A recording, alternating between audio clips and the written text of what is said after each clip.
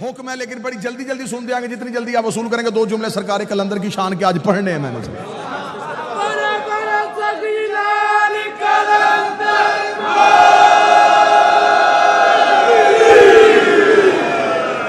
गलत तारफ करवाया तुमने किसी का कि ये अली के तो दीवाने थे, ये मलंग होते थे, फकीर होते थे, गलियों में फिरते थे। गलियों में फिरने वालों का नाम नहीं। आओ मैं तुम्हें बताऊं, जिसके पास आले मोहम्मद की मोहब्बत हो, अमाल खुद उसका तवाफ करते हैं। वल्लाबा हुसैन, मैं मिंबर की बुलंदी पे कह रहा हूं, हरफों का सामन होके कह रहा हूं। अगर किसी के अंदर आले मोहम्मद के बग़्ज़ की निजासत हो, जितनी मर्जी इबादत करे। ऐसा ही है जैसे शराब के गिलास में पानी, बर्तन निजस हो, पाक चीज भी डालो नापाक हो जाती है।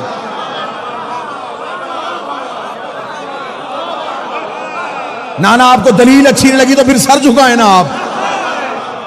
जिस बंदे को नहीं सुनने आज उसके लिए इतनी रायत कर सकता वो कानों में उंगलियां दे सकता है, लेकिन जितने आ गए हो बारगाह में अब तुम उठ नहीं सकते, क्योंकि फजाइल अली सूरह इसराफील होते हैं। ये जमीन तुराब हिलने ही नहीं देती, कदम जुम्बश नहीं खाते। बंदा फजाइल अली सुन के भागने की कोशिश करे, घर जाके इनकार कर तेरी मर्जी है, लेकिन जब तक जिक्र अली में बैठा है बंदा हुसैन के घर में बैठ के हुसैन के बाबे के फजाइल का इनकार नहीं कर सकता।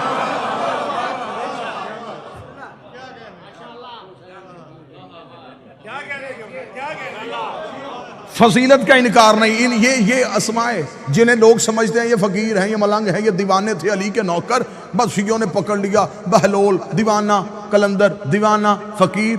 मैं तुझे बताऊं इनकी मार्फत क्या थी। वक्त के फकीर का नाम था शाह हुसैन।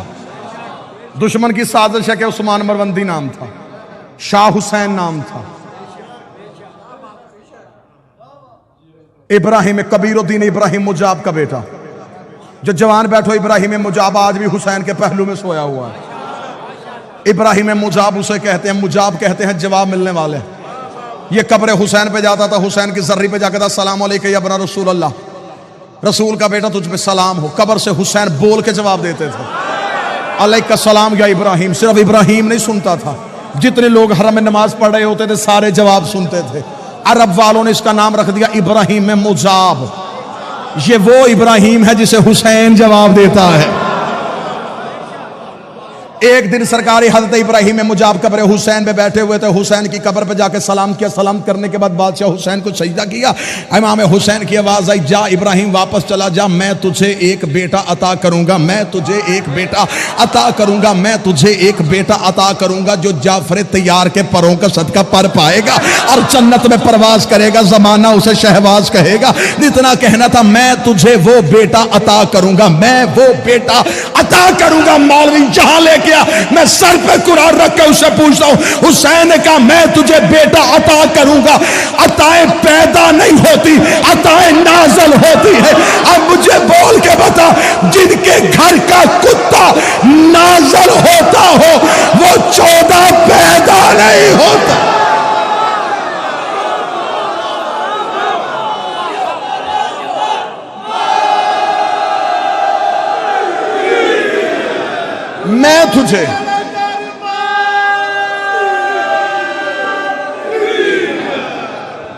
मैं तुझे बेटा अता करूंगा।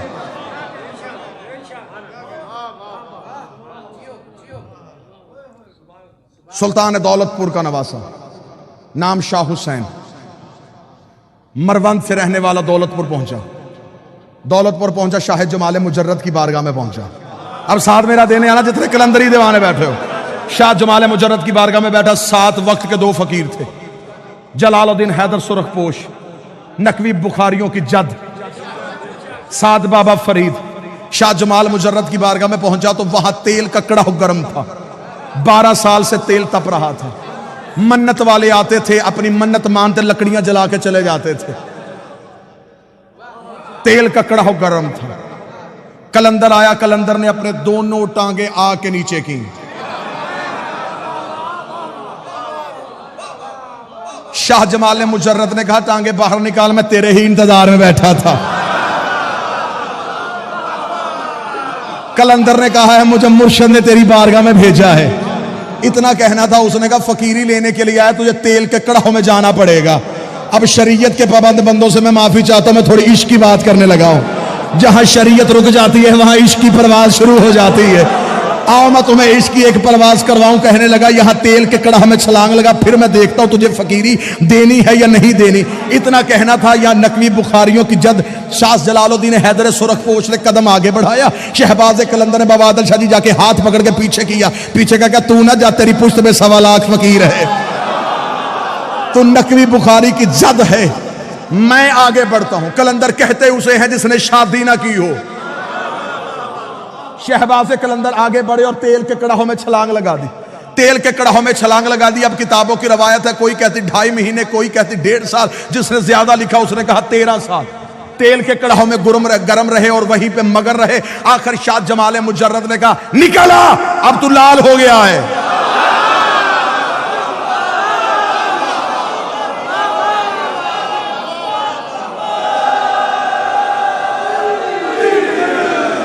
सार उठाए वो बंदा जिसने फकीर के सामने घुटने टेके हैं।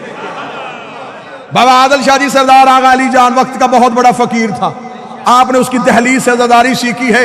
आओ जितने फकीर से ज़दारी सीखते रहे हो, जिन्होंने वक्त के फकीर के हाथों से अब्बास का आलम थामा है, निकल बाहर तू लाल हो गया है। कलंदर का बाहर आना था, या खानगाह में दरख्त के पत्तों से आवाज आई, हाजा कलंदर, हाजा कलंदर, हाजा कलंदर, हाजा कलंदर। सारी कायनात के फकीर इकट्ठे किए गदीर की याद में।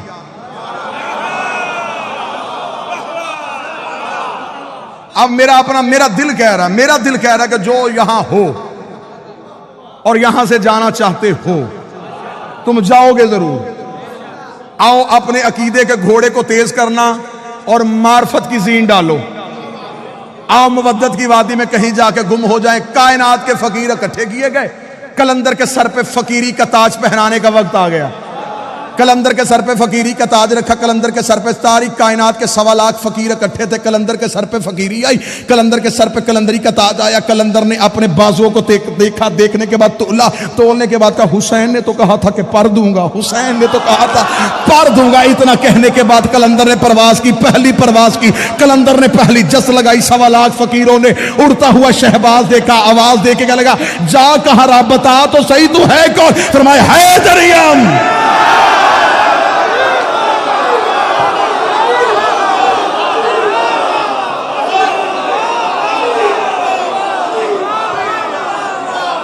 इजाजत देना, मैं सारे शेर पढ़ना चाहता हूं। जाफरी साहब वो पढ़ना चाहता हूं जो जमाने ने छुपाए हैं।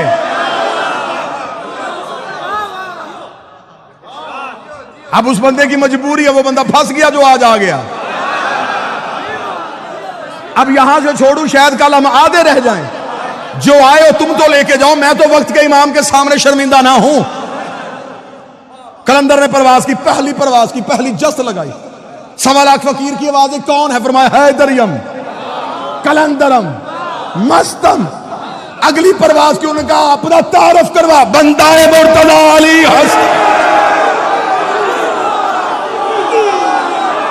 1.25 लाख फकीरों ने हाथ बांध के कहा हमें यहां छोड़ के खुद कहां जा रहा है, हमें यहां छोड़ के खुद कहां जा रहा है। कलंदर ने अगली परवाज देगा, हादिए सालिकान इरफानम।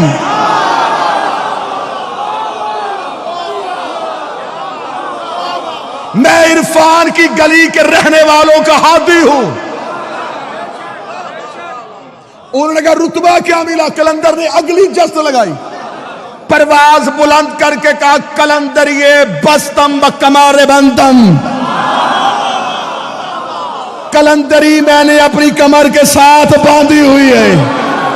अगली परवाज हुई, उन्होंने कहा अपना मजहब बता के जा, तेरा मजहब क्या है? कलंदर ने अगली परवाज देखा, चहारदा तन शफी इसे आना। 14 के अलावा गुनाहगारों की शफाअत करने वाला कोई नहीं।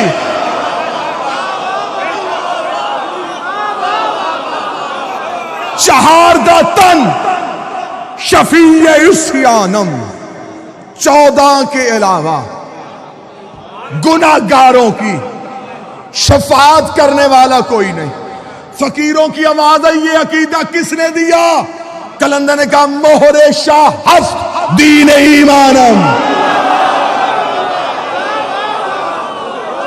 ना ना ना ना, हाथ नहीं कशकोल होना चाहिए। कलंदर ने कहा ये अकीदा मेरी जाती इजाद नहीं, मेरे बादशाह ने मोहर लगाई, दीन भी यही है, ईमान भी यही है।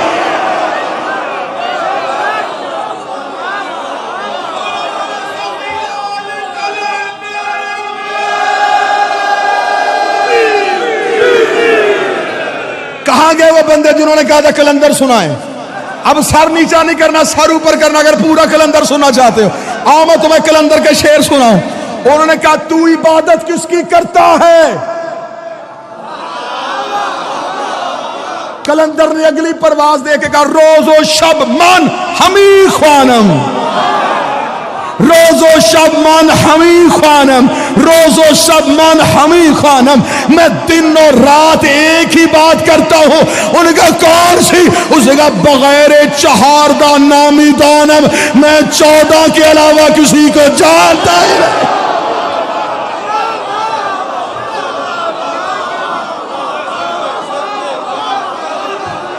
तुम मुझे कहते हो, तुम मुझे कहते हो, तुम मानता किसे है? मैं 14 के अलावा किसी को जानता ही नहीं।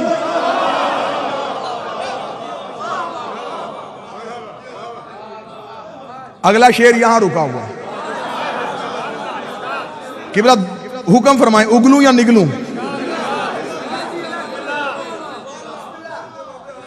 कमजोर दिल वाले अफराद से माजरत। बाबा आदर शाह जी जितने सही बैठो, सईद अहकम साहब इजाजत दीजिएगा। मैन साहब अगला शेर कलंदर का ना हो, अगला शेर कलंदर का ना हो। कलंदर मुझसे जुबान छीन ले, लहजा छीन ले, लफ्ज छीन ले, कल वाला दिन मजलिस पे आना सकूं, कलंदर मेरी जुबान गूंगी कर दे। इतनी बड़ी बद्दुआ कोई नहीं देता। अब इतनी बड़ी बद्दुआ अगर मैंने अपने आप को दी है, अगर तुम में से कोई शक करे, मैं बोल ना सकूं, वो सुन ना सके, आइंदा के बाद मौला फिर अगर उसका कान, उसकी बसारत अगर कुछ भी फजाइल अली का देख नहीं सकती, सुन नहीं सकती, फिर वो कुछ सुने ही ना। इतना कहना था या 1.25 लाख फकीरों की आवाज आई, कलंदर हमें इतना तो बता, इतना तो बता, तेरा अकीदा क्या है, तेरा अकीदा क्या है? कलंदर ने अगली परवाज दे के कहा मम बगैर अली ना दानिस्तम, मैं अली के बगैर किसी को नहीं जानता। अली अल्लाह अजल अवल गुफ्तम, मैं पहले दिन से एक ही बात जानता हूं, या अल्लाह है या अली है।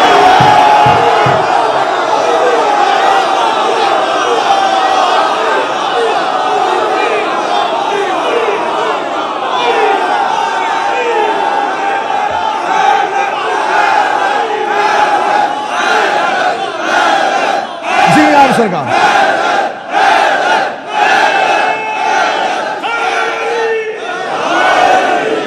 बस बस जो यहीं पे गुफ्तगू तमाम करते कलंदर ने परवाज़ें शुरू की। कलंदर ने कहा हैदरियम कलंदरम मस्तम बंदाए मुर्तदा अली हस्तम चहारदा तन शफी ये इसयानम मोहरे शाह हस्त दीन ईमानम बगैर चहारदा हस नामिदानम रोज़े अल्लाह अल्लाह अज अवल गुफ्तम। ये कह के कलंदर परवाज़ें बढ़ाता गया, बढ़ाता गया, बढ़ाता गया, बढ़ाता गया।